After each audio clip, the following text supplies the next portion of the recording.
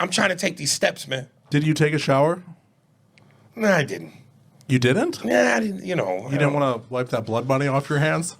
That's funny. You got one more and you fired, nigga. In this episode of Spears and Steinberg, Aries Spears and Andy Steinberg take the listener behind the scenes of a high-stakes comedy trip to Saudi Arabia, blending reflections on luxury travel, ethical dilemmas, artistic integrity, and cultural exchange.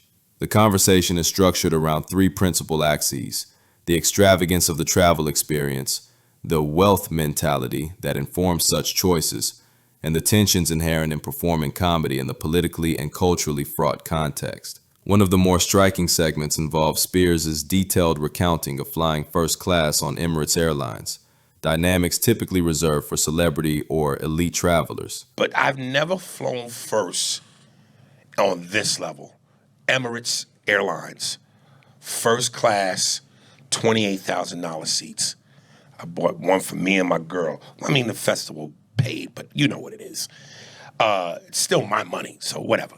And they serve you caviar, which I've never had, but I said I'm gonna do it because I'm gonna go all out with this experience. You could shower. There was a shower in the bathroom. They have, and you know, because you get a room, right? It's like a little room. It's like a suite in the air, and on the bottom level, because I didn't understand this at first. So the first week we get on the plane, and I didn't even know there was two entrances. There's the upstairs, which is where we were, and there's the bottom level where the minions stay. I sent out a post when we flew back from Saudi Arabia to Dubai, because we went from LA to Dubai, Dubai to Saudi Arabia, and then the reverse. But on the reverse, there was suites, but these were a little bit even bigger. So at one point, I had my girl shoot this video where I got this classical music playing, and she's zooming in on my suite, and I got the menu, and I turned the page and shit. And then I was reading some of the comments, and somebody goes, and this is what I mean when I say broke talk. Man, I would never pay that much money for a flight. For what? We all going to the same place. Step your game up. That is the weakest I've ever heard. What a horrible mentality. Listen, whatever your game is in life, maybe you work a job or you live a lifestyle where you never make the kind of money to afford that. But the desire should be there. He notes the ticket cost, $28,000 per seat, was borne by the festival organizers, and describes the experience as the pinnacle of airborne comfort. What stands out is not just the price tag, but the total immersion in comfort and privacy. Individual suites with closing doors, a mattress placed over the seat, full bedding, pajamas, and elaborate continuous dining akin to a restaurant menu rather than a limited airline selection. Even a shared but sanitized shower in the aircraft is part of the package, along with gender-tailored toiletry kits and an onboard bar staffed by a bartender. Spears frames this level of luxury as transformative. Once one has flown in such conditions, other first-class experiences or premium cabins lose their luster. He contrasts Emirates with Singapore Airlines' first residence suites, which he claims offer 2 full beds and private showers, to argue that even among premium carriers, there are degrees of opulence. This description serves 2 roles.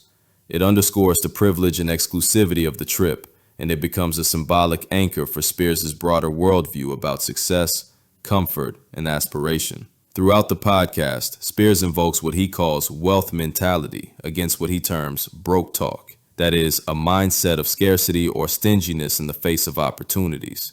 He pushes back on criticisms that the $28,000 first-class fare is obscene or unnecessary, labeling such remarks among the weakest arguments he has heard. His rebuttal is grounded in aspiration. Even if one cannot yet afford such experiences, one should possess the desire and motivation to aim for them. He views compromise, opting for cheaper travel to stretch the budget for the destination, as antithetical to a holistic approach to reward and enjoyment. And I go where my job takes me. And I'm going to say this about Saudi Arabia. Middle East, period. Listen, there are certain places where I go, I want to go there. I want to go to Italy. I always wanted to go to Africa. Thank God my job took me there. Because I'm an animal fan, and I've always wanted to see animals not in cages, in their natural habitat. So Africa's somewhere I want to go. I want to go to Greece. I want to go to China. I want to go to Japan. I want to go to Australia. But then there are certain places I go, Dog, I don't ever have to go there. The Middle East, I don't ever have to go there. But my job took me there. Now, I don't have any reason to go to Singapore. Now, when you look at Singapore's first class, oh, that's a little bit better than Emirates. Because same thing, but with Emirates, again, you got the leather chair that turns into the bed. And Singapore, your suite, you got the chair, but then you have a little bit over a couch. And then you go down the hall in your suite, they got 2 full-on beds like these together, where you and your girl could actually 35,000 feet in the air. And then you got your own shower. On Emirates, you share the shower, but they clean it after everybody uses it each time. But on Singapore, you got your own shower in your suite. So you can take a shower in the shower. Man, I want to smell it. So I want to know. I gotta know. So that's the Mile High Club Plus. Yes. Matter of fact, the thing they just like with Emirates, there's economy plus, business class, first class. But with Singapore, the thing above first class, I think they call it like a first residence. Now, above that is your own jet. Steps. I'm trying to take these steps, man. Did you take a shower? No, I didn't. You didn't? Yeah, I didn't, You didn't want to wipe that blood money off your hands? That's funny. You got one more and you fired, nigga. The bulk of the episode is devoted to the ethical complications of performing in Saudi Arabia amidst controversy. Spears candidly admits he had no personal longing to visit the Middle East, but the opportunity was part of his job. The festival drew a roster of high-profile American comedians such as Dave Chappelle, Kevin Hart, Louis C.K., Jeff Ross, Chris Tucker, Tom Segura, and others. He addresses the criticism leveled at those performers being called complicit in sports washing or enabling a regime's image management. Spears rejects simplistic moral judgments, pushing back on the idea that American voices have standing as global arbiters of human dignity. He reminds listeners of America's own long history of atrocities, slavery, colonialism, systemic racism, genocide, to argue that the United States lacks moral purity from which to lecture others. Instead, he frames the act of performing as planting seeds of cultural change. When did America become the moral compass on human decency and human rights? We talking about the same America, 400 years of slavery. Rape, murder, torture, mayhem, cannibalism, throwing babies to alligators, buck breaking, pulling legs apart with horses, the most brutal shit ever. We talking about the 60s and the civil rights movement, bombing churches, killing women and children. Children. We talking about the famous photo of the black woman slave who was hung from the bridge, pregnant, fetus cut open, stomped on the fetus by some white folks. We talking about the genocide of the Native American Indian. Damn, they killed off an entire race of people. Disease, murder, rape. We talking about stealing their land, and to this day, lying about it in curriculum in school and history books. We talking about the brutalization of my people, black people, by police officers who are sworn to protect and serve, paid for by our tax dollars, but instead they abuse and kill. So what are you talking about?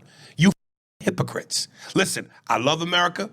I'm proud to be from America. This is my country. But stop it with the hypocrisy.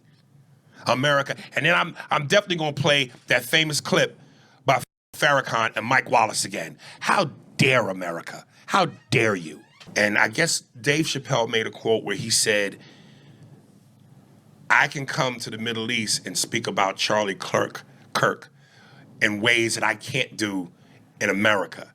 And basically Louis C.K. said, well, that's not true. You know, you can say things in America. So they both, Bill Maher and Louis C.K. was calling Dave for. And the biggest thing that Louis C.K. said, that I don't want to play a clip from Aziz Ansari too, and we're all saying the same thing. Listen, change doesn't happen overnight, okay? They just started letting their women drive over there. But this is a step. This is a step. In sum, Spears and Steinberg deliver a layered, self-contradictory, but intellectually combative take on what it means for a comedian to cross cultural, political, and financial borders. In Spears' telling, luxury travel becomes a metaphor for earned value, and performing in Saudi Arabia becomes a contested site where culture, power, and morality collide. The account resists easy moral binaries, compelling listeners to reckon with what it means to do the work in a world where art and ethics are always uneasy partners.